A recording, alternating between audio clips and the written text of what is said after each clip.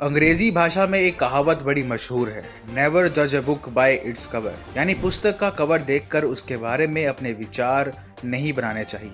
हालांकि देश की लिबरल ब्रिगेड एक ब्लॉग को लेकर ऐसा ही करती पकड़ी गई। ऐसा इन वामपंथियों ने इसलिए किया ताकि प्रधानमंत्री मोदी के खिलाफ इस वैश्विक लिबरल ब्रिगेड का एजेंडा कहीं धराशायी न हो जाए। TFI पर आपका स्वागत है और मैं विक्रांत रड़क आपको बताऊंगा कि लैंसेट में छपे मोदी विरोधी लेख की धज्जियां उड़ाते एक ब्लॉग को अब किस प्रकार वामपंथियों द्वारा निशाने पर लिया जा रहा है, वो भी सिर्फ उस ब्लॉग की थंबनेल पिक्चर के कारण। भारत के स्वास्थ्य मंत्री डॉक्टर हर्षवर्धन को लेकर पिछले कुछ समय से वामपंथियों द्वारा बखेड़ा खड़ा किया जा रहा है। दरअसल उन्होंने हाल ही में ट्विटर पर टाटा अस्पताल के एक विशेषज्ञ डॉक्टर चतुर्वेदी का ब्लॉग शेयर किया। अपने ब्लॉग में डॉक्टर चतुर्वेदी ने लैंसेट के उस विवादित लेख को जांच परख कर उसके खोखले दावों की धज्जियां उड़ाई थी, जिसमें लैंसेट की एक चीनी लेखक ने भारत में कोरोना त्रासदी के लिए अकेले पीएम मोदी को जिम्मेदार ठहराया था। परंतु चूंकि उक्त डॉक्टर के ब्लॉग की थंबनेल पिक्चर के लिए एक बिल्ली की फोटो इस्तेमाल की गई थी, इसलिए वामपंथियों ने अपनी निकृष्टता दिखाते हुए उस ब्लॉग का मजाक उड़ाना शुरू कर दिया।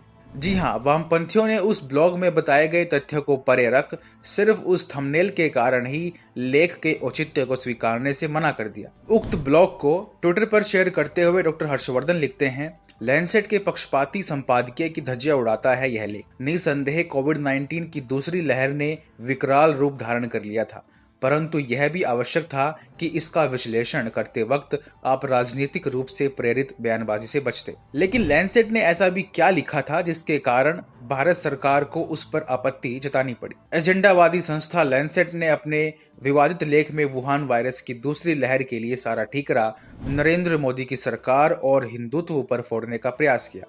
एक मेडिकल जर्नल होने के बावजूद लैंसेट ने ऐसे शब्दों का उपयोग किया जिसके लिए आमतौर पर वामपंथी काफी कुख्यात है।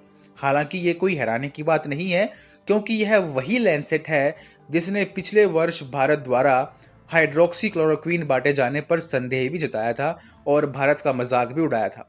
जिस वक्त पूरी दुनिया में भारत की HCQ की मांग तेजी से बढ़ती जा रही थी, लैंसेट एक एजेंडावादी लेख लेकर सामने आया जिसमें HCQ को बेअसर सिद्ध करने का प्रयास किया गया। हालांकि बाद में लैंसेट को वह अपना रिसर्च पेपर वापस लेना पड़ा था। ऐसे में जब स्वास्थ्य मंत्री ने एक ब्लॉग शेयर किया जो इन वामपंथियों और लैंसेट के सारे खोखले दावों की धज्जियां उड़ाता हो, तो भला वामपंथी कैसे बर्दाश्त करते।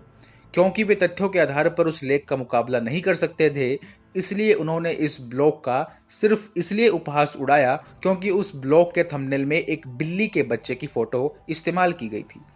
उदाहरण के लिए विद्या कृष्णन के इस ट्वीट को पढ़िए। वे लिखती हैं, आपकी जानकारी के लिए बता दें कि डॉक्टर हर्षवर्धन उसी WHO के कार्यकारी बोर्ड के अध्यक्ष हैं जिसको भारत अक्सर निशाने पर लेता है। लेकिन वे अकेली नहीं थी।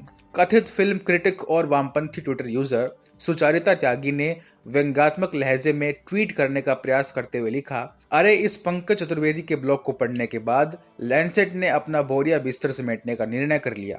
देखो तो जाने कैसे कैसे लोग लैंसेट को चुनौती देने चलते हैं। लेकिन इनमें से किसी ने भी डॉक्टर चतुर्वेदी के लेख को उनके तथ्यों के आधार पर घेरने का प्रयास नहीं किया। चाहे लैंसेट के विवादित लेख की ऑथर का चीन से संबंध होने का तथ्य हो या फिर उसके विवादित डेटा सैंपल का। डॉक्टर पंकज चतुर्वेदी ने अपने विश्लेषण में लैंसेट के पक्षपाती रवैये की धज्जियां उड़ा दी। अगर इनमें से किसी ने भी इस लेख को पढ़ने की जहमत उठाई होती तो उन्हें पता चलता कि कैसे भारत की fertility ratio America, France, Italy और जर्मनी जैसे देशों से कहीं पीछे है और क्यों भारत की रिकवरी रेट दुनिया में सर्वोत्तम है। बड़े बुजुर्ग सही कहते हैं, विनाश काले विपरीत बुद्धि। मोदी विरोध में अंधे हो चुके ये वामपंथी अब इतने अंधे हो चुके हैं कि एक ब्लॉग के थंबनेल के आधार पर उसका उपहास उड़ाते हैं।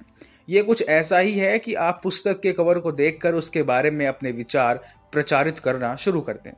आखिर इन एजेंडावादी वामपंथियों से उम्मीद भी क्या की जा सकती है।